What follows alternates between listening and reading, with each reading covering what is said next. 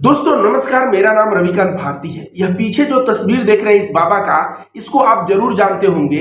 यह बागेश्वर धाम का बाबा है और इसका नाम है धीरेन्द्र कृष्ण शास्त्री।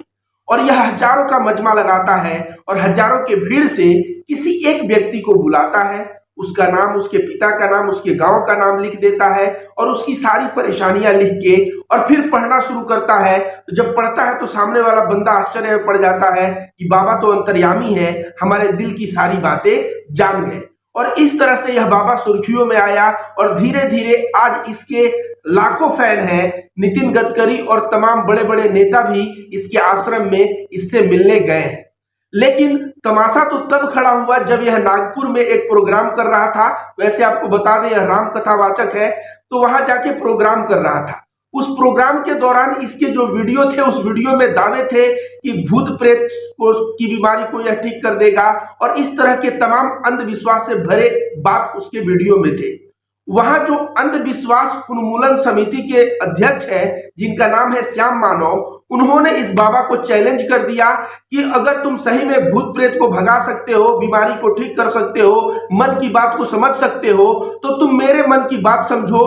अगर तुम पकड़ लिए तो तुमको 30 लाख रुपए का नगद इनाम मैं दूंगा। यह चैलेंज जैसे ही श्याम मानव ने किया, उसके बाद क्या था, उसके बाद बाबा के भक्त को लग रहा था कि बाबा जो है चैलेंज एक्सेप्ट कर लेंगे और श्याम मानव को उसको बराबर जवाब देंगे। लेकिन हुआ क्या? हुआ ये कि धीरेन्द्र शास्त्री ने 2 दिन पहले ही अपना बोरिया बिस्तर समेट के वहां से निकल गए अपने बागेश्वर धाम आश्रम। मतलब नागपुर में वहां पूरा अपना कथा भी कंप्लीट नहीं किया। उनको डर था कि इस 2 दिन में अगर सही में उनके आश्रम में श्याम मानव आ गए, श्याम मानव जैसा कोई व्यक्ति आके चैलेंज करने लगा, तो उनकी साख पड़ जाएगी खतरे में और उनके भक्त उनको छोड़ के चले जाएंगे। इसलिए अपने भक्तों को बचाने के लिए और अंधविश्वास का जाल में उनको बनाए रखने के लिए 2 दिन पहले बोरिया बिस्तर बांध के वहां से भाग गए। लेकिन श्याम मानव भी मानना पड़ेगा, बंदा हिम्मती है। यह जाके थाने में एफआईआर के लिए एक प्रति सबमिट किया, जिसमें इनका वीडियो दिया। और इस वीडियो में श्याम मानव कह रहे हैं कि यह बंदा राम कथा कहता है, राम कथा बहुत अच्छी बात है, कहे, लेकिन राम कथा की आड़ में जो कह रहा है, मैं मन की बात समझता हूं, मैं बीमारी ठीक करता हूं, मैं भूत प्रेत भगाता हूं, इस चीज से जो है यह जादू टोना एक्ट जो है, उस एक्ट के तहत मुकदमा दर्ज होना चाहिए, क्योंकि इससे भारत में अंधविश्वास बढ़ेगा। तो दोस्तों, यह धीरेन्द्र शास्त्री वही है जो एक बंदा इसके आके पैर छूता है तो कहता है दूर रह, दूर रह, तू तो अछूत है। यह बंदा वही है जो पठान फिल्म का, एक बाबा होकर पठान फिल्म का बायकॉट करने को अपने मंच से कहा है। मुसलमान समुदाय के खिलाफ इस बाबा का स्टेटमेंट आए दिन आते रहता है।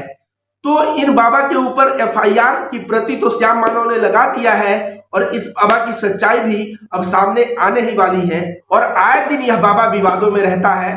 आपको बता दें, एक बार एक औरत को बुलाता है और औरत बोलती है, बाबा मैं बहुत परेशानी में हूं, मेरे पति का अफेयर है किसी और से। तो यह बाबा उस औरत को डांटते हुए कहता है कि तेरा भी अफेयर है किसी और से। जब इस तरह की बात वो औरत सुनती है, वहां पे तो कुछ नहीं बोलती, लेकिन दूसरे ही दिन वह वीडियो बना के इस बाबा को बढ़िया से गरियाती है और बोलती है कि मैं अपना चरित्र जानती हूं, मेरा कोई अफेयर नहीं है, यह बाबा बहुत बड़ा झूठा है और मेरे पति का मैं अफेयर लेके गई थी, तो पति के बजाय उल्टा जो है यह बाबा मेरे ऊपर ही आरोप लगाने लगा।